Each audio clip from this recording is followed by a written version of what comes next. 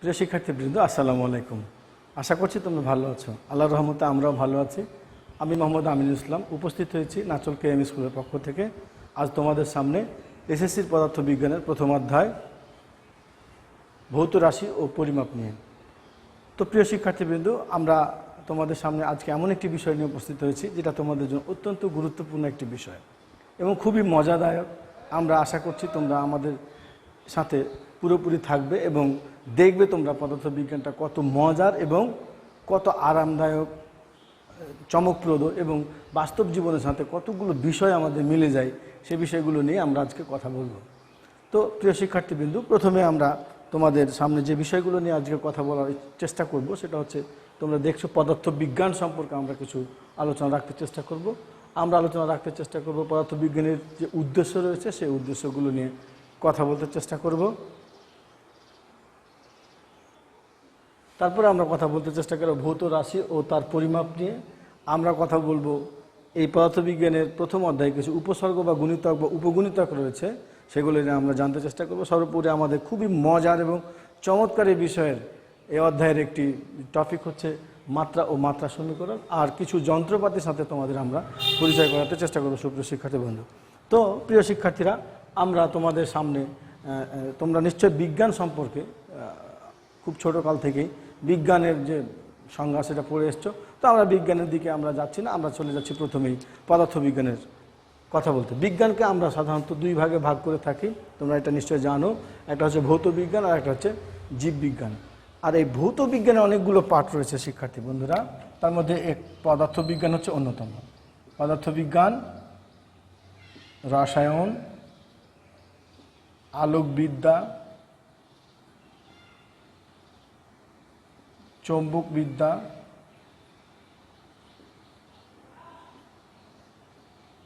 এরকম কোয়ান্টাম বিদ্যা, এরকম অনেকগুলো পদার্থবিজ্ঞান ভৌত বিজ্ঞানের অংশ রয়েছে, শাখা রয়েছে। সেই শাখার প্রধান এবং প্রাচীনতম শাখা হচ্ছে পদার্থবিজ্ঞান। অর্থাৎ তোমরা যদি খেয়াল করো শিক্ষার্থী বন্ধুরা, পদার্থবিজ্ঞানের পরিধিটা যদি জানতে চেষ্টা করো, পদার্থবিজ্ঞান আমাদের বাস্তব জীবনে কতদূর পর্যন্ত বিস্তৃত তুমি খেয়াল করো। তোমার জীবনের প্রারম্ভিক পর্যায় থেকে একদম মৃত্যু পর্যন্ত পদার্থবিজ্ঞানের যে অবদান, পদার্থ ব্যবহার তুমি করছো, যেমন তুমি বাসায় একটা ফ্যান ব্যবহার করছো, এটা কি পদার্থবিজ্ঞান থেকে আসছে। তুমি একটা কলম ব্যবহার করছো, এটা কি পদার্থবিজ্ঞান থেকে আসছে। তুমি ঘড়ি ব্যবহার করছো, এটা কি পদার্থবিজ্ঞান থেকে। টেলিভিশন, ফ্রিজ, এই যে সমস্ত ইলেকট্রনিক্স জিনিসপত্রগুলো তোমরা ব্যবহার করছো, এগুলো তোমাদের সবই পদার্থবিজ্ঞান থেকে আসছে। তার মানে তুমি চিন্তা করো কত দূর পর্যন্ত পদার্থবিজ্ঞানের বিস্তৃতি, অর্থাৎ আমাদের জীবনের পরতে পরতে পদার্থবিজ্ঞানের অবদান রয়েছে। সেই বিজ্ঞানকে আজকে আমরা জানতে চেষ্টা করব। তো শিক্ষার্থী বন্ধুরা, ঝটপট তোমরা রেডি হয়ে যাও এবং এই পদার্থবিজ্ঞানকে তোমাদের মনের মতো করে জানার চেষ্টা করো। আমি আশা করি তোমরা যদি এই পদার্থবিজ্ঞানকে ভালো মতো জানতে চেষ্টা করো, তাহলে পদার্থবিজ্ঞানের উপর তোমাদের অনেক ভালো একটি আইডিয়া আসবে। তোমরা পদার্থবিজ্ঞান পড়ে মজা পাবা এবং পদার্থবিজ্ঞানের সর্বোপরি যে পরীক্ষা, সেই পরীক্ষায় তোমরা ভালো নম্বর পাবে বলে আমরা আশা রাখছি। তো বিজ্ঞানের যে শাখায় পদার্থ আর শক্তি, খেয়াল করে দেখো, পদার্থ আর শক্তি কয়টা জিনিস? দুটি। একটা হচ্ছে পদার্থ আর একটা হচ্ছে শক্তি। অর্থাৎ পদার্থ বলতে তোমরা খেয়াল করো, এই পৃথিবীর সমস্ত কিছুই কিন্তু পদার্থ।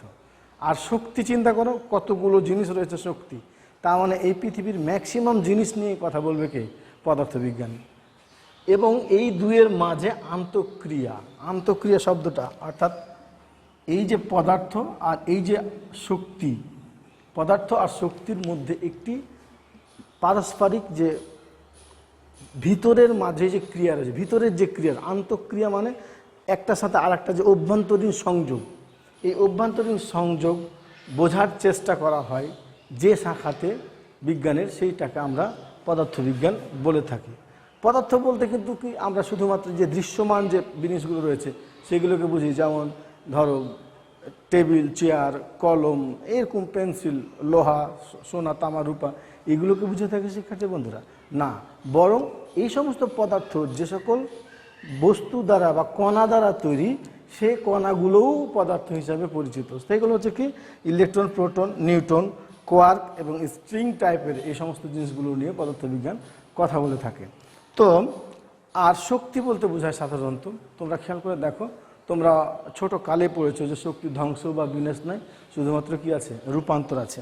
এরকম অনেকগুলো শক্তি রয়েছে আমাদের এই পার্থিব জগতে। সেই শক্তির মূল উৎস হচ্ছে সূর্য, আর সূর্যের সমস্ত শক্তিকে আমরা রূপান্তর করে আমাদের বিভিন্ন কাজে ব্যবহার করি। সেই সমস্ত শক্তিগুলোর মধ্যে হচ্ছে গতিশক্তি, স্থিতিশক্তি, মাধ্যাকর্ষণ শক্তি, তারপরে চৌম্বক বল, তারপরে দুর্বল নিউক্লিয় বল ইত্যাদি ইত্যাদি। তো সুপ্রিয় শিক্ষার্থী বন্ধু, তুমি একটু চিন্তা করে দেখো এই পদার্থ বিজ্ঞানটা আসলে তোমার বাস্তব জীবনে কতটা ক্ষেত্র বা পরিসর জুড়ে রয়েছে। তো আমরা পদার্থবিজ্ঞানের পরিসর নিয়ে তোমাদের সামনে খুব বেশি আলোচনা করব না। তোমাদের পাঠ্যবইয়ে পদার্থবিজ্ঞানের পরিসর সম্পর্কে সুন্দরভাবে লিপিবদ্ধ করা রয়েছে, সেটা তোমরা দেখে নেবা।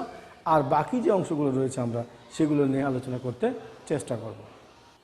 তো প্রিয় শিক্ষার্থীবৃন্দ, এবার আমরা পদার্থবিজ্ঞানের যে উদ্দেশ্য, অর্থাৎ পদার্থবিজ্ঞান আসলে কি আমাদেরকে মেসেজ দিতে চায়, অর্থাৎ পদার্থবিজ্ঞান পড়লে আমরা কোন বিষয়গুলো ভালো মতন জানবো, বা পদার্থবিজ্ঞান আসলে কোন কোন জায়গাতে আমাদেরকে নিয়ে যেতে চেষ্টা করে, সেইগুলো তাদের উদ্দেশ্যগুলো আমরা জানতে চেষ্টা করতে। পদার্থবিজ্ঞানের উদ্দেশ্য তিনটি, কিন্তু পদার্থবিজ্ঞানের উদ্দেশ্য হচ্ছে মোট তিনটি। এক নম্বর উদ্দেশ্য হচ্ছে প্রকৃতির রহস্য উদ্ঘাটন করা, অর্থাৎ এই প্রকৃতির মধ্যে যে নিয়মাবলী, অর্থাৎ মহান সৃষ্টিকর্তা প্রদত্ত যে নিয়মাবলী রয়েছে সেই নিয়মাবলীকে উদ্ঘাটন করার কাজটা করে কে? পদার্থবিজ্ঞান। তার মানে এই প্রাকৃতিকভাবে যা কিছু সৃষ্টি হয়েছে, যা কিছু আছে বা অবস্থান করে, সেটা কিভাবে অবস্থান করে, বা এই যে এর মধ্যে যে রহস্য রয়েছে সেই রহস্যগুলো উদ্ঘাটন করাটাই হচ্ছে পদার্থবিজ্ঞানের প্রথম উদ্দেশ্য। দ্বিতীয় উদ্দেশ্য হচ্ছে প্রকৃতির নিয়ম জানা, অর্থাৎ এই প্রকৃতি অনেকগুলো নিয়ম কানুন আমাদেরকে বেঁধে দেয়, সেই নিয়ম কানুনগুলো সম্পর্কে পদার্থবিজ্ঞান জানাতে আমাদেরকে চেষ্টা করে শিক্ষার্থী বন্ধু। 3 নম্বর হচ্ছে প্রকৃতির নিয়ম, অর্থাৎ প্রকৃতির নিয়ম রয়েছে সেই নিয়মকে ব্যবহার করে প্রযুক্তির বিকাশ ঘটাতে চেষ্টা করে বা আমাদেরকে সাহায্য করে কে? পদার্থবিজ্ঞান। তো তোমরা প্রথমে খেয়াল করে দেখো প্রকৃতির যে রহস্য উদ্ঘাটন, সেইখানে প্রথমেই রয়েছে আমাদের ইলেকট্রিসিটি। সুপ্রিয় শিক্ষার্থী বন্ধু, তোমরা খেয়াল করে দেখো ইলেকট্রিসিটি সম্পর্কে তুমি যদি ধারণা নিতে চাও, তাহলে এই পৃথিবীর প্রতিটি জিনিসের মধ্যেই কিন্তু শক্তি রয়েছে, আর এই শক্তিকে যদি রূপান্তর করে তাপশক্তিতে পরিণত করা যায় বা প্রবাহ করানো যায়, অর্থাৎ ইলেকট্রনকে যদি প্রবাহিত করা যায়, তাহলে সেখান থেকে বিদ্যুৎ উৎপন্ন হবে। তার মানে এই যে বিদ্যুৎ উৎপন্নটা প্রকৃতির একটি যে রহস্য, সেই রহস্যটা উদ্ঘাটন করে দিয়েছে কি? পদার্থবিজ্ঞান। অর্থাৎ এই ধরনের যে রহস্যগুলো রয়েছে সেগুলোকে উদ্ঘাটন করছে পদার্থবিজ্ঞান। অর্থাৎ ইলেকট্রিসিটি সম্পর্কে, অর্থাৎ যে প্রাকৃতিক রহস্য একটা ইলেকট্রিসিটি, যেমন তুমি খেয়াল করে দেখো মানে যদি আমরা বর্ষাকালে বা বৃষ্টি কোনো দিনে আকাশের দিকে দেখি, অনেক সময় বজ্রপাত ঘটে, সেইখান থেকে বিদ্যুতের যে সম্ভাবনা। অথবা তুমি যদি খেয়াল করো যে তুমি তোমার গায়ে যদি চুলে যদি চিরুনি আঁচড়াও, তাহলে এক ধরনের আকর্ষণ বল অনুভূত হয়। এটা কিন্তু এমনিতে আসেনি, তাহলে এটা কি একটা রহস্য। এই রহস্যটাকে উদ্ঘাটন করে দিয়েছে কে? পদার্থবিজ্ঞান। চৌম্বকত্ব, তোমরা নিশ্চয় জানো যে চৌম্বকত্ব অর্থাৎ একটি পদার্থ আর একটি পদার্থকে অনেক সময় আকর্ষণ করে। এই আকর্ষণ করাটা একটা ধর্ম। এই ধর্মটা প্রাকৃতিকভাবে কিন্তু তোমরা নিশ্চয় জানো যে প্রাকৃতিকভাবে, যেমন পৃথিবীর উত্তর মেরু দক্ষিণ মেরু এক ধরনের চৌম্বকত্ব প্রদর্শন করে। তারপরে চৌম্বক ধরনের পদার্থ রয়েছে, তারা একটা লোহা জাতীয় পদার্থকে আকর্ষণ করে। এগুলো কিন্তু সবই প্রাকৃতিক যে রহস্য, এই রহস্যগুলোকে উদ্ঘাটন করে দিয়েছে আমাদের পদার্থবিজ্ঞান। দুর্বল তাড়িত চৌম্বক বল, অর্থাৎ আমাদের এক ধরনের সবল তাড়িত চৌম্বক বল রয়েছে, দুর্বল তাড়িত চৌম্বক বল রয়েছে। অর্থাৎ যেমন তুমি দেখো একটা ফ্যান যে ঘুরে, অর্থাৎ বিদ্যুতের উপস্থিতিতে তোমার চৌম্বকত্ব লাভ করে, আবার বিদ্যুতে না থাকলে চৌম্বকত্ব ধর্ম হারিয়ে যায়। এইটাকে আমরা তাড়িত চৌম্বক বলে থাকি, সেটা উদ্ঘাটন করে দিয়েছে আমাদের। তাছাড়া কোয়ার্ক এবং স্ট্রিং সম্পর্কে, এই বিষয়গুলো সম্পর্কে আমাদেরকে জানতে বা বোঝাতে সাহায্য করে কে? পদার্থবিজ্ঞান। দ্বিতীয় নম্বর হচ্ছে প্রকৃতির যে নিয়ম জানা। সুপ্রিয় শিক্ষার্থীবৃন্দু, তোমরা অষ্টম শ্রেণীতে মহাকর্ষ বিষয়ক নিউটনের মহাকর্ষ বিষয়ক একটি সূত্র পড়ে এসছো। তার মানে একটা বস্তু আর একটা বস্তুকে আকর্ষণ বা বিকর্ষণ করে, দ্যাট ইজ প্রাকৃতিক একটি নিয়ম। এটা একটা নিয়ম, এই নিয়মটা আমরা জানবো, অর্থাৎ এই জানার কাজটা সাহায্য করেছে কে? পদার্থবিজ্ঞান। তারপরে বস্তুগুলো পড়ে, আর তুমি যদি একটা বস্তুকে উপর থেকে ছেড়ে দাও তাহলে নিচেই পড়বে, কিন্তু উপর দিয়ে কিন্তু যাবে না। যদি তুমি মাধ্যাকর্ষণের মধ্যে থাকো তাহলে সেটা কিন্তু নিচেই পড়বে। তাহলে এই যে বস্তুটা নিচে পড়ে, কিভাবে পড়ে, কেন পড়ে, এটা কিন্তু একটা নিয়ম। তুমি কিন্তু চাইলে এটাকে নিচের দিক ছাড়া অন্য কোনো দিকে নিয়ে যেতে পারো না। অর্থাৎ একটা বস্তুকে তুমি যদি ছেড়ে দাও সে কিন্তু নিচেই পড়বে। তাহলে এই যে প্রাকৃতিক একটা নিয়ম, অর্থাৎ এই নিয়মটা সম্পর্কে জানাতে সাহায্য করেছে কে? আমাদের এই পদার্থবিজ্ঞান। তারপরে বলের সূত্র রয়েছে। বল অর্থাৎ তোমরা নিশ্চয়ই আগামীতে পাবে বল সম্পর্কিত, অর্থাৎ এমন একটি অবস্থা, এমন একটি বিষয় যা বস্তুর অবস্থার পরিবর্তন ঘটাতে সক্ষম। এই ধরনের বিষয়গুলো সম্পর্কে আমাদেরকে পদার্থবিজ্ঞান জানাতে সাহায্য করবে। এছাড়া আমরা প্রকৃতির যে নিয়ম রয়েছে সেই নিয়মকে ব্যবহার করে আমরা প্রযুক্তির যে বিকাশ সেটা আমরা ঘটাতে সক্ষম হব। তো শিক্ষার্থী বন্ধু দেখো, প্রথমে আছে আমাদের নিউক্লিয়ার ফিশন বিক্রিয়া, অর্থাৎ আমাদের নিউক্লিয়ার ফিশন বলতে পরমাণু সমূহ ভেঙে ক্ষুদ্র ক্ষুদ্র পরমাণুতে, নিউক্লিয়াস বিশিষ্ট পরমাণুতে পরিণত যদি হয় তাহলে তাকে আমরা নিউক্লিয়ার ফিশন বলবো। তো তোমরা জানো যে নিউক্লিয়ার ফিশন বিক্রিয়া কিন্তু হচ্ছে, এবং এই নিউক্লিয়ার ফিশন বিক্রিয়া থেকে কিন্তু তোমরা যে পারমাণবিক বোমা, সেই পারমাণবিক বোমা কিন্তু এই পৃথিবীর মানুষ ব্যবহার করতে। তো পারমাণবিক বোমা কি? অবশ্যই একটি প্রযুক্তি শিক্ষার্থী বন্ধু। তাহলে আমরা কি করছি যে আমরা জানি যে বড় বড় পরমাণুগুলোকে, অর্থাৎ অনেক ভারী পরমাণুগুলোকে যদি ভাঙা যায় তাহলে ক্ষুদ্র ক্ষুদ্র পরমাণুতে পরিণত হবে। এটা হচ্ছে প্রাকৃতিক নিয়ম, এটা অবশ্যই প্রকৃতিগত নিয়ম। তুমি চাইলেই কিন্তু ভেঙে করতে পারবো না, এটা প্রকৃতিগতভাবেই ভাঙবে। আর এই ভাঙার কাজটা থেকে শক্তি পাওয়া যায়, সেই শক্তিকে কাজে লাগিয়ে আমরা পারমাণবিক শক্তি উৎপাদন করেছি, বিদ্যুৎ পারমাণবিক শক্তি অর্থাৎ পারমাণবিক বোমা উৎপন্ন করেছে এই পৃথিবীর মানুষ। দ্বিতীয়ত সেমিকন্ডাক্টর, অর্থাৎ তোমরা নিশ্চয় জানো সেমিকন্ডাক্টর সম্পর্কে। সেটা হচ্ছে যে অর্ধপরিবাহী পদার্থ রয়েছে, অর্ধপরিবাহী। এই অর্ধপরিবাহীর সাথে সুবিধা মতো অন্য একটি পদার্থ যদি মিশিয়ে দেওয়া যায় তাহলে সেটা সেমিকন্ডাক্টর হয়ে যায়। অর্থাৎ কখনো বিদ্যুতের পরিবাহিতা সম্পর্কে সে বিষয়টার সম্পর্কে আমরা পরবর্তীতে জানতে পারবো। এই সেমিকন্ডাক্টর আবিষ্কারের ফলে কি হয়েছে, এই পৃথিবীতে ট্রানজিস্টর তৈরি হয়েছে। এই ট্রানজিস্টর তোমরা জানো যে কম্পিউটার প্রথমে অনেক বড় ছিল, একটা ঘরের মতো কয়েক টন ওজন। এখন কিন্তু কম্পিউটার বা ইলেকট্রনিক্স ডিভাইসগুলো এত ছোট আকার হয়েছে এই সেমিকন্ডাক্টর আবিষ্কারের ফলে। অর্থাৎ পদার্থের অর্ধপরিবাহীর বৈশিষ্ট্য হলো যে পদার্থে যদি পঞ্চযোজী অথবা ত্রিযোজী অধাতু পদার্থ মিশিয়ে দেওয়া হয় তাহলে এরা কখনো অর্ধপরিবাহী থেকে বিদ্যুৎ পরিবাহী হয়ে যায়। এই ধর্মটা, অর্থাৎ এটা একটা প্রাকৃতিক নিয়ম, এই নিয়মটাকে কাজে লাগিয়ে সেমিকন্ডাক্টর বানানো হয়েছে, এবং সেমিকন্ডাক্টর থেকেই ট্রানজিস্টর কাজে লাগিয়ে আমাদেরকে এই ইলেকট্রনিক্সের যে জগৎ, সেই জগৎটাকে সমৃদ্ধ করা হয়েছে। শিক্ষার্থী বন্ধুরা, এবার তোমরা দেখো নিউক্লিয়ার বিদ্যুৎ কেন্দ্র। এই যে নিউক্লিয়ার বিদ্যুৎ কেন্দ্র, অর্থাৎ আমরা যে নিউক্লিয়াসকে ভাঙছি, ভাঙার ফলে বড় বড় অর্থাৎ ভারী পরমাণুকে যদি আমরা ভাঙি তাহলে কি পাবো? হালকা পরমাণু, একাধিক হালকা পরমাণু হবে, আর সাথে শক্তি নির্গত হবে, প্রচুর শক্তি, শুধু শক্তি না, প্রচুর শক্তি নির্গত হবে। এই শক্তিটাকে কাজে লাগিয়ে আমরা কি করছি? তাহলে এইটাকে আমরা কি করছি? পরমাণুগুলোকে ভাঙছি, ভেঙে ছোট ছোট পরমাণু বানাচ্ছি, সাথে আমরা শক্তি পাচ্ছি। এই শক্তিকে কাজে লাগিয়ে আমরা নিউক্লিয়ার বিদ্যুৎ কেন্দ্র স্থাপন করছি। তোমরা নিশ্চয় জানো বাংলাদেশের পাবনা যে রূপপুরে, সেই পাবনার রূপপুরে এই প্রযুক্তিকে কাজে লাগিয়ে আমাদের হচ্ছে। তাছাড়া তোমরা জানো নিশ্চয় যে আইনস্টাইনের যে বিখ্যাত সূত্র E=mc², স্টেসম্যান ও অটো হ্যান 1938 সালে তারা একটি বিষয় নিয়ে পরীক্ষা করে প্রমাণ করেছিলেন যে যদি পরমাণুকে ভাঙা যায় তাহলে পরমাণুকে হারানো ভর হচ্ছে m, এই হারানো ভরকে তারা শক্তিতে রূপান্তর করছিলেন, এবং এই শক্তিকে রূপান্তর করেই কিন্তু এই প্রযুক্তির বিকাশ ঘটেছে। তো শিক্ষার্থীবৃন্দ, তোমরা একটু খেয়াল করে দেখো পদার্থবিজ্ঞানের উদ্দেশ্যটা কত মহৎ। তো পদার্থবিজ্ঞানের উদ্দেশ্য এত মহতের পরেও কিছু কাজে কিন্তু আমরা পদার্থবিজ্ঞানকে অপব্যবহার করছি। এটা আমাদের ব্যবহারগত ভুল। শিক্ষার্থী বন্ধুরা, পদার্থবিজ্ঞান নিশ্চয়ই ভুল না। তো তোমরা তোমাদের চারপাশে দেখো এবং পদার্থবিজ্ঞানের যে উদ্দেশ্য, সেই উদ্দেশ্য সত্যি সত্যি তোমরা বুঝতে পারছো কি না সে বিষয় নিয়ে আলোচনা করো এবং জানতে চেষ্টা করো। তো এবার আমরা তোমাদের সামনে ভৌত রাশি নিয়ে কথা বলতে চেষ্টা করব। তো প্রিয় শিক্ষার্থীবৃন্দ, ভৌত রাশি হচ্ছে সেগুলোই যেগুলোকে আমরা পরিমাপ করতে পারবো, অর্থাৎ যাকে আমরা পরিমাপ করতে পারবো তাকে আমরা রাশি বা ভৌত রাশি বলবো। এবার ভৌত রাশি কিন্তু দুই প্রকার, একটা হচ্ছে মৌলিক আর একটা হচ্ছে লব্ধ। মৌলিক রাশি কোনগুলো শিক্ষার্থীবৃন্দ? তোমরা নিশ্চয় ওই স্বরবর্ণ বা ব্যঞ্জন বর্ণ বা ভাওয়েল অ্যান্ড কনসোনেন্ট পড়েছে, ওই ধরনেরই রাশিগুলো এখানে মৌলিক। সেই রাশিগুলো যে সকল রাশিগুলোকে প্রকাশ করার জন্য বা যে সকল রাশিগুলো কারো প্রতি নির্ভরশীল না, নিজেই প্রকাশ হতে পারে, তাদেরকে আমরা মৌলিক রাশি বলবো। আর লব্ধ বা যৌগিক রাশি সেটা হচ্ছে যে সকল রাশিকে প্রকাশ করার জন্য এই মৌলিক রাশিগুলোরই প্রয়োজন হবে, তাদেরকে আমরা লব্ধ রাশি বলবো। তো শিক্ষার্থী বন্ধুরা, এই পৃথিবীতে মৌলিক রাশি কিন্তু মাত্র 7টা।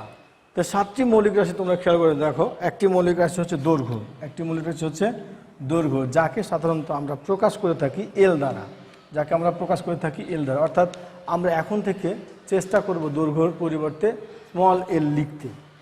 ভর ম্যাস অর্থাৎ এর প্রকাশ হচ্ছে এম দ্বারা, সময়টাই টি দ্বারা, তাপমাত্রাকে সাধারণত আমরা দুইভাবে প্রকাশ করতে পারি, থেটা দ্বারা প্রকাশ করতে পারি অথবা ক্যাপিটাল টি দ্বারা। মনে রাখবে শিক্ষার্থী বন্ধুরা, সময়কে স্মল টি দ্বারা আর তাপমাত্রাকে থেটা অথবা ক্যাপিটাল টি দ্বারা, দুটো দ্বারাই প্রকাশ করা সম্ভব। তোমাদের পাঠ্য বইয়ে দেখবা দুটো দ্বারাই প্রকাশ করা হয়েছে তাপমাত্রাকে। এবার তড়িৎ প্রবাহকে আয় দ্বারা প্রকাশ করা হয়ে থাকে। আবার দীপন তীব্রতা, কোনো কোনো জায়গায় দীপন ক্ষমতাও উল্লেখ করা হয়েছে, কিন্তু বেশিরভাগ ক্ষেত্রে দীপন তীব্রতা উল্লেখ করা হয়েছে শিক্ষার্থী বন্ধুরা। তাহলে দীপন তীব্রতাকে আইভি দ্বারা প্রকাশ করা হয়। এবার পদার্থের মোল হচ্ছে এন, অর্থাৎ পদার্থের মোলকে আমরা এন দ্বারা প্রকাশ করে থাকি। তো এইগুলো সব 7টি হচ্ছে কি মৌলিক, এগুলো 7টি হচ্ছে মৌলিক একক। এখন শিক্ষার্থী বন্ধুরা, মৌলিক একক, এই প্রত্যেকটি মৌলিক এককের কিন্তু নিজস্ব সংজ্ঞা এবং পরিচিতি রয়েছে। প্রতিটি মৌলিক এককের নিজস্ব সংজ্ঞা এবং পরিচিতি রয়েছে। তাহলে দৈর্ঘ্যের হচ্ছে মিটার, দৈর্ঘ্যের যে একক হচ্ছে এসআই একক হচ্ছে মিটার, এসআই একক হচ্ছে মিটার। ভরের এস একক হচ্ছে কেজি। অর্থাৎ আমরা এসআই অর্থাৎ এককের 3টি প্রচলন রয়েছে শিক্ষার্থী বন্ধুরা। আমরা কিছুক্ষণ পরেই তোমাদের সাথে এই বিষয়গুলো নিয়ে কথা বলতে চেষ্টা করব। এককের 3টি প্রচলন, তোমরা ষষ্ঠ বা সপ্তম শ্রেণীতে এই 3টি প্রচলন সম্পর্কে জেনে এসছো। একটু ধারণা দিই তোমাদের, আমরা সিজিএস একটি একক নাম শুনে এসছো, একটা হলো এমকেএস নাম শুনে এসছো, একটা হচ্ছে এফপিএস। অর্থাৎ সারা পৃথিবী জুড়ে এই 3টি একক প্রচলন ছিল। সেই 3টি একক প্রচলন থাকা দরুন সারা বিশ্বে আমদানি রপ্তানি বলো বা বিভিন্ন প্রয়োজনের ক্ষেত্রে যখন সমস্যা সৃষ্টি হলো, তখন সারা বিশ্ব জুড়ে রয়্যাল একাডেমি নামে একটি একাডেমি রয়েছে। সেই রয়্যাল একাডেমি একটি আন্তর্জাতিক একক প্রচলন করে। এই আন্তর্জাতিক এককটাই হচ্ছে এসআই সিস্টেম, অর্থাৎ ইন্টারন্যাশনাল সিস্টেম অফ ইউনিট, এককের আন্তর্জাতিক পদ্ধতি। সেই এককের আন্তর্জাতিক পদ্ধতি অনুযায়ী আমাদেরকে যদি দৈর্ঘ্যতে যেতে হয় তাহলে আমাদেরকে মিটারে যেতে হবে। শিক্ষার্থী বন্ধুরা, তোমরা খুব মনোযোগ দিয়ে ব্যাপারটা জানতে চেষ্টা করো। অনেক সময় দৈর্ঘ্য আমাদের সেন্টিমিটারে দেওয়া থাকতে পারে, অনেক সময় দৈর্ঘ্য আমাদের ফুটে দেওয়া থাকতে পারে। তো সেন্টিমিটারে দেওয়া থাকুক অথবা ফুটে দেওয়া থাকুক, সেটাকে আমাদের অবশ্যই মিটারে প্রকাশ করে নিতে হবে। তোমরা খেয়াল করে দেখবা, আমাদের পদার্থবিজ্ঞান হচ্ছে গাণিতিক নির্ভরশীল একটি বিজ্ঞান, অর্থাৎ এখানে গণিতের অনেক প্রয়োগ রয়েছে। সেই প্রয়োগের ক্ষেত্রে আমাদের এগুলো ব্যবহার চলে আসবে। তাহলে আমরা সর্বদাই মনে রাখবো যে দৈর্ঘ্যের এসআই একক হচ্ছে মিটার, অর্থাৎ দৈর্ঘ্য যেভাবে থাকুক না কেন, কিলোমিটারে থাকুক, মাইলে থাকুক, ফুটে থাকুক, সেন্টিমিটারে থাকুক, আমাকে সেটা অবশ্যই মিটারেই প্রকাশ করতে হবে। ওই রকম ভর আমার যেভাবেই থাকুক না কেন, তাকে কিলোগ্রাম বা কেজিতেই প্রকাশ করতে হবে। সময় আমার যেভাবেই থাকুক না কেন, টাইমে অর্থাৎ সেকেন্ডে প্রকাশ করতে হবে।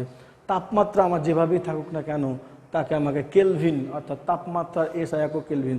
তোমরা তাপমাত্রার 3টি একক জানো, অর্থাৎ ডিগ্রি সেলসিয়াস বলে থাকো তোমরা অনেক সময়, কেলভিন বলে থাকো, আর ফারেনহাইট। এই 3টি স্কেল রয়েছে। তোমরা সপ্তম শ্রেণীতে এই বিষয় সম্পর্কে একটা সাথে আরেকটা যে রিলেশান, সেই রিলেশান জেনে এসছো। আমরাও কিন্তু এখানে এই রিলেশান নিয়ে অনেক অনেক কাজ করবো শিক্ষার্থী বন্ধুরা। তাহলে আমাদের যেইভাবে তাপমাত্রা দেওয়া থাকুক না কেন, ফারেনহাইটে দেওয়া থাকলে আমাকে কেলভিনে যেতে হবে, সেলসিয়াসে গেলেও আমাকে কেলভিনে। মনে রাখবে, এইটা কেবলমাত্র প্রথম অধ্যায়ের পড়া নয় শিক্ষার্থী বন্ধুরা, এটা পদার্থবিজ্ঞানের পুরো 14টি অধ্যায়েরই পড়া কিন্তু। অতএব তোমাদেরকে এই বিষয়টা খুব ভালো মতো আত্মস্থ করতে হবে। অর্থাৎ এখন থেকে পদার্থবিজ্ঞান তোমার উপর ভর করলো এই 7টি একক, অর্থাৎ তুমি 7টি একক ছাড়া পদার্থবিজ্ঞানকে কোনোভাবে সামনের দিকে এগিয়ে নিয়ে যেতে পারবে না। অতএব এই বিষয়গুলো তোমাদেরকে খুব ভালো মতো বুঝে নিতে হবে। এরপর তড়িৎ প্রবাহ অর্থাৎ বিদ্যুতের যে একক রয়েছে, তোমরা নিশ্চয় আমাদের যে অষ্টম শ্রেণীতে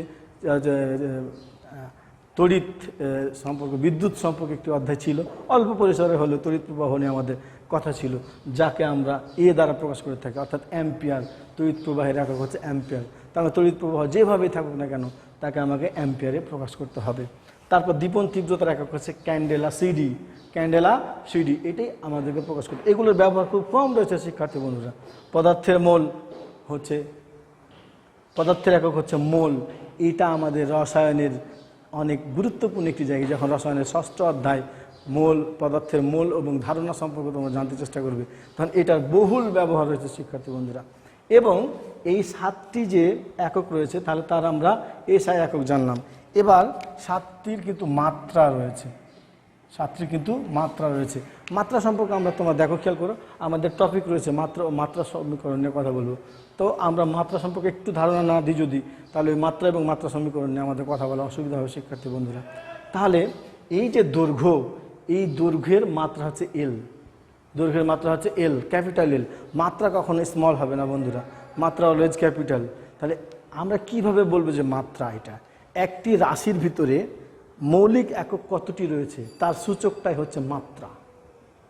মৌলিক একক থাকতে পারে, মৌলিক একক যদি 3টি থাকে, একই রকম মৌলিক একক যদি 3টি থাকে তাহলে তার মাত্রা হচ্ছে 3।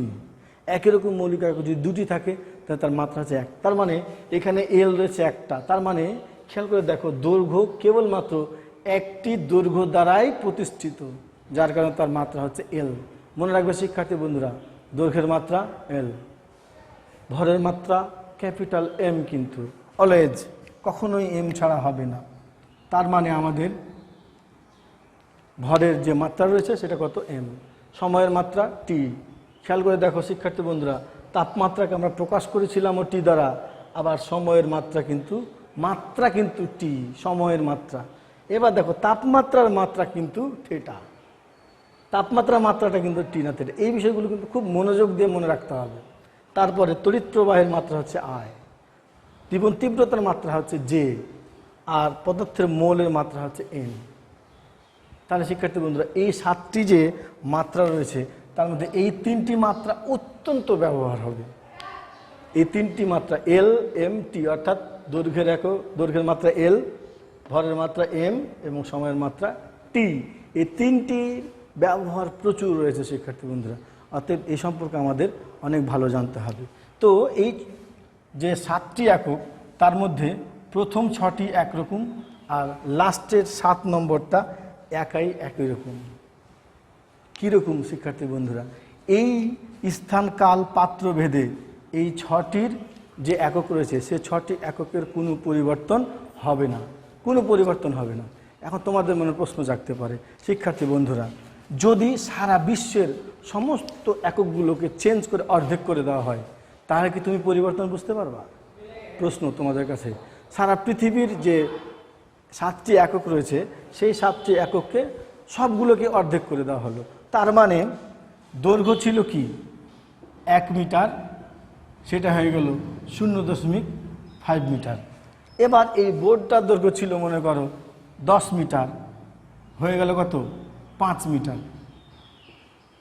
তাহলে কি তুমি কোনো পরিবর্তন লক্ষ্য করবা?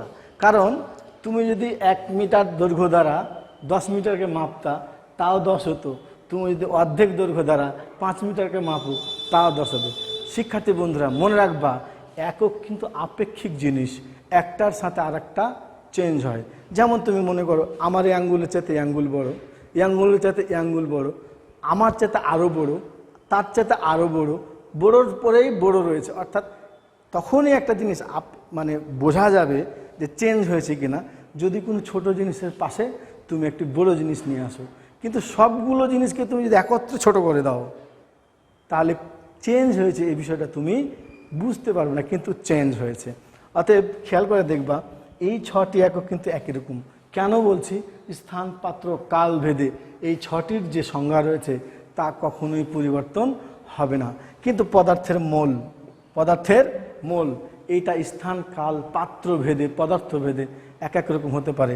যেমন অক্সিজেনের 1 মোল সমান 32 গ্রাম, অক্সিজেনের 1 মোল সমান 32 গ্রাম, কিন্তু কার্বনের 1 মোল সমান কিন্তু 12 গ্রাম। শিক্ষার্থী বন্ধুরা, কিন্তু আমার রাস্তার দৈর্ঘ্য 1 মিটার, 1 মিটারই। আমার দেওয়ালের দৈর্ঘ্য 1 মিটার, 1 মিটারই। আমার টেম্পারেচার 1 কেলভিন, 1 কেলভিনই।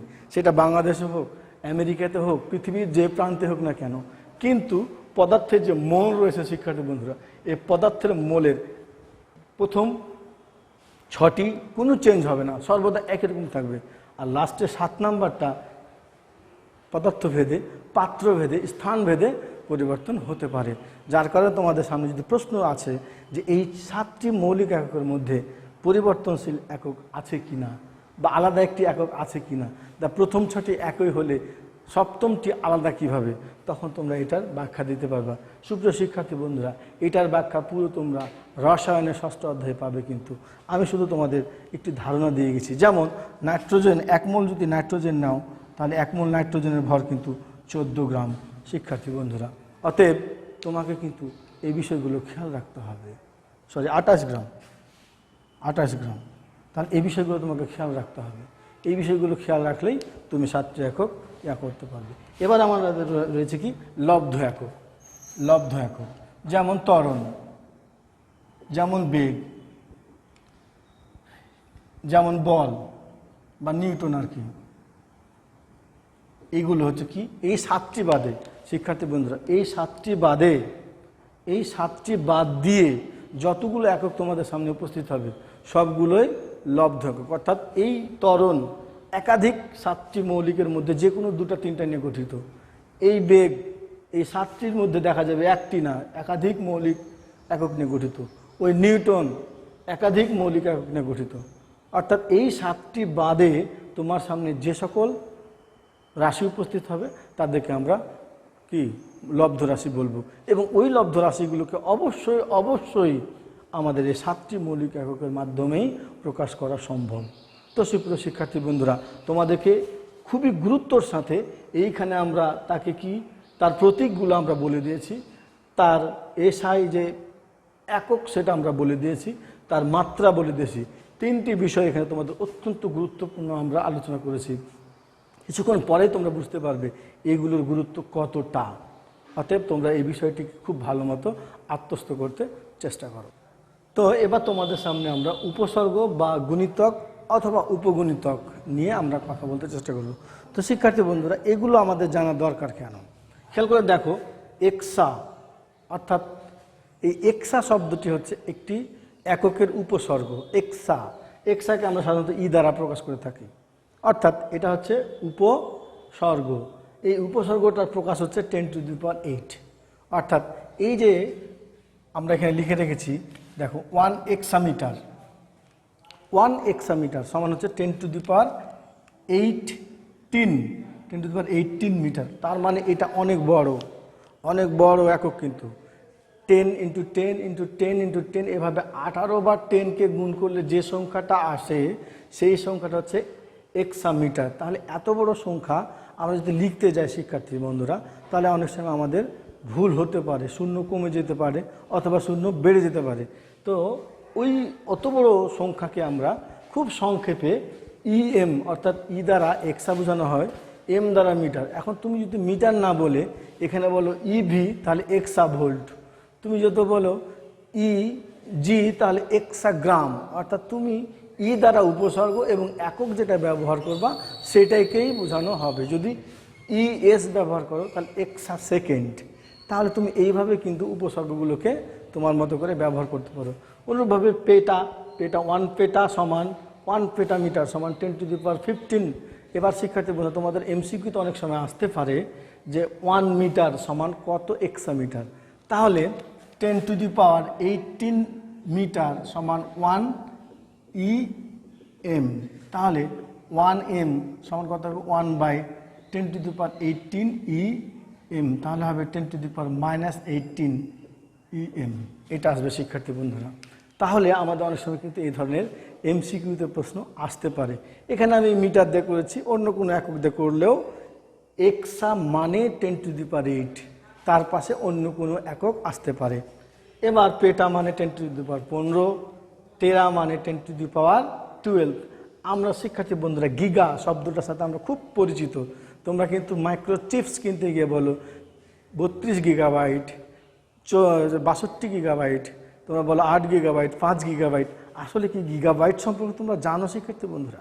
গিগাবাইট হচ্ছে অনেক বৃহত্তর একটি একক, অর্থাৎ 10⁹, অর্থাৎ 10 10 ইন্টু 10 ইন্টু 10, এভাবে 10কে 9 বার গুণ করলে যে সংখ্যাটা আসে সেই সংখ্যাটা হচ্ছে 1 গিগা। 1 গিগাবাইট সমান হলো 10⁹ বাইট।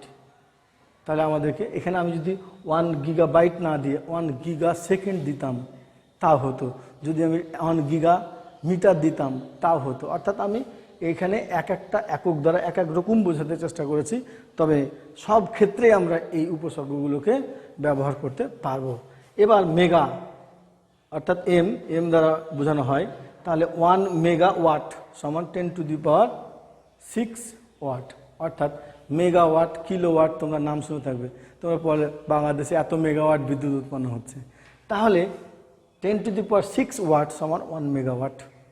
তাহলে আমরা মেগাওয়াট না বলে মেগা সেকেন্ড বলতে পারি, মেগা মিটার বলতে পারি, এরকম অনেক কিছু বলতে পারি শিক্ষার্থী বন্ধুরা। আবার কিলো আমরা বলি না প্রায়, কিলোমিটার, 1 কিলোমিটার, 2 কিলোমিটার।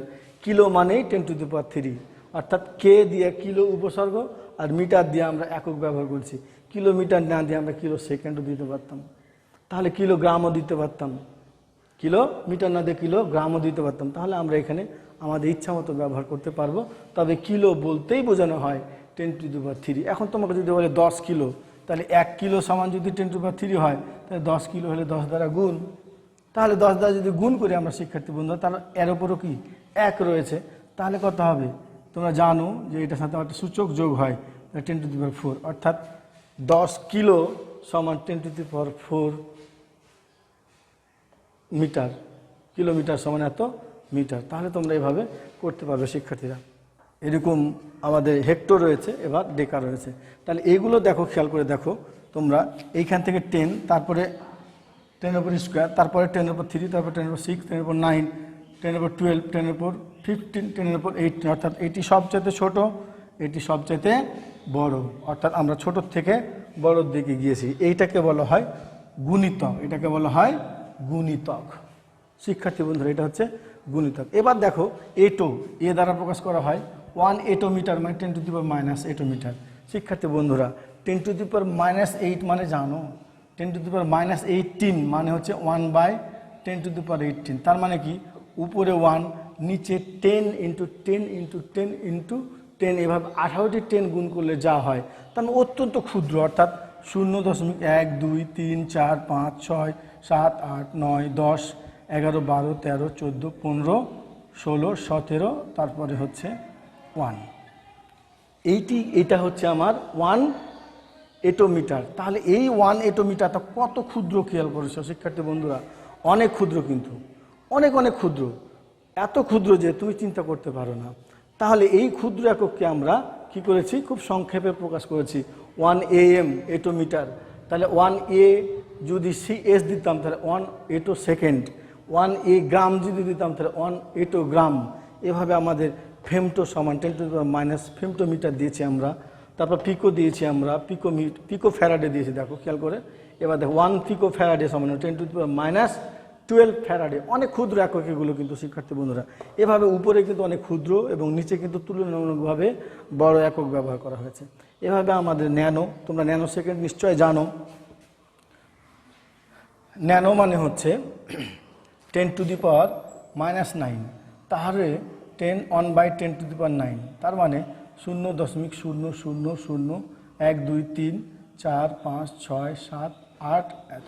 তোমরা বলে থাকো শিক্ষার্থীরা যে কম্পিউটার ন্যানো সেকেন্ডে কাজ করে, তার মানে 1 সেকেন্ডের এত ভাগের এত কম সময়ে কম্পিউটার কাজ করে, তাহলে কত দ্রুত গতিতে কাজ করে। এরকম মাইক্রো আছে আমাদের, মাইক্রো মানে 10⁻, তাহলে তোমার সামনে যদি মাইক্রো শব্দটি ইউজ হয় শিক্ষার্থী বন্ধুরা, তাহলে তুমি কি করবা, 10⁻⁻6। এখন যদি আমরা পিকো বলি, পিকো তার মানে কি 10⁻⁻12। এবার যদি মাইক্রো বলি আমরা, তাহলে 10⁻⁻6। তাহলে পিকোকে আমরা পি দ্বারা প্রকাশ করেছিলাম শিক্ষার্থীরা, আর এটাকে আমরা এই ইউ এর মতো একটি আকৃতি, মিউ একটি ঠ্যাং রয়েছে, এটা দ্বারা প্রকাশ করি। তো আমরা কি ডাবল মিউ দিলে 10⁻⁻12 বোঝানো হয়? না শিক্ষার্থী বন্ধুরা, তুমি ডাবল উপসর্গ ব্যবহার করতে পারবা না, তোমাকে উপসর্গ একটি মাত্র ব্যবহার করতে হবে। তোমার যদি দেখা যায় যে অনেক এর চাইতে বড় হচ্ছে, তাহলে তুমি 9 ব্যবহার করো, -9। তার চাইতে যদি তোমার বড় হয় তাহলে -12 ব্যবহার করো। কিন্তু তুমি ন্যানোকে দুবার ব্যবহার করে এটও বলতে পারো না, বা তুমি এই মিলিকে দুবার ব্যবহার করে মাইক্রো বলতে পারো না। অর্থাৎ মিলি দুবার বলে দিলে বলছো মাইক্রো, এটা হবে না। তখন তোমাকে মাইক্রো উপসর্গটাই ব্যবহার করো। তার মানে আমি বলতে চাচ্ছি তোমাদেরকে যে উপসর্গকে একের বেশি ব্যবহার করা যাবে না শিক্ষার্থীরা। তাহলে এবার খেয়াল করে দেখো, যদি আমরা গিগা আর মেগার মধ্যে তুলনা করি, তাহলে 10/9 10⁶, তাহলে কত হবে 10⁻3 10⁻3, তার মানে কত 1000। তার মানে কি মেগার চেয়ে গিগাবাইট 1000 গুণ বড়। অনুরূপভাবে যদি তুমি ন্যানো আর মাইক্রোর মধ্যে তুলনা করো, তাহলে তুমি খেয়াল করে দেখো, ন্যানো আর মাইক্রোর মধ্যে যদি তুলনা করো, তো ন্যানোটা হচ্ছে মাইক্রোর চাইতে 1000 গুণ ছোট, 1000 গুণ ছোট। এবার তুমি যদি ন্যানো আর পিকোতে যাও, তাহলে পিকো ন্যানোর চাইতে 1000 গুণ ছোট। আবার তুমি যদি পিকো থেকে ফেমটোতে যাও, তো পিকোর চাইতে ফেমটো 1000 গুণ ছোট। তাহলে এইভাবে আমরা প্রত্যেকটার সাথে প্রত্যেকটার রিলেশন তৈরি করতে পারি। আমাদের এইরকম এমসিকিউগুলো আসে শিক্ষার্থী বন্ধুরা। তা তোমরা নিশ্চয় বুঝতে পারছো যে এইগুলো কি উপসর্গ বা গুণিতক, আর এই যে ছোটগুলো সেগুলোকে বলা হচ্ছে উপগুণিতক। উপগুণিতক তার মানে যদি তুমি মনে করো 3 একটি সংখ্যা, তাহলে 3-র চাইতে বড় সংখ্যাগুলোকে বলা হয় গুণিতক, আর 3-র চাইতে ছোট সংখ্যাগুলো যেমন -3 -6 -9 এগুলো তার হচ্ছে উপগুণিতক। আর 3 হচ্ছে কি 3, তারপরে হচ্ছে কত 6 আর 9 এগুলো হচ্ছে তার গুণিতক। সুপ্রিয় শিক্ষার্থী বন্ধুরা, তাহলে এইভাবে আমরা উপসর্গ, গুণিতক এবং উপগুণিতক চিনব এবং এগুলো সম্পর্কে আমরা ব্যবহার করব শিক্ষার্থী বন্ধুরা। তো আমরা তোমাদের সামনে এই প্রথম অধ্যায়ের উপসর্গ নিয়ে পর্যন্ত কথা বলতে চেষ্টা করেছি। আগামী দিন আমরা তোমাদের সাথে মাত্রা, সমীকরণ ও যন্ত্রপাতি নিয়ে কথা বলবো। আমরা আশা করব তোমরা সেগুলো দেখবে। আর সুপ্রিয় শিক্ষার্থীবৃন্দ, আমাদের এই ভিডিও যদি তোমাদের ভালো লাগে তাহলে বেশি বেশি শেয়ার করো, লাইক করো, আর আমাদের নাচল কেএম স্কুল নামক যে চ্যানেলটি রয়েছে সেই চ্যানেলটি সাবস্ক্রাইব করো এবং তোমাদের বন্ধুদেরকে এগুলো জানতে চেষ্টা করো। আগামী দিন তোমাদের সামনে পরবর্তী যে অংশ রয়েছে আমাদের সেগুলো নিয়ে উপস্থিত হব। সে পর্যন্ত তোমরা সকলে ভালো থাকো, সুস্থ থাকো, সুন্দর থাকো এবং টেনশন ফ্রি থাকো, এই প্রত্যাশায়। আল্লাহ হাফেজ।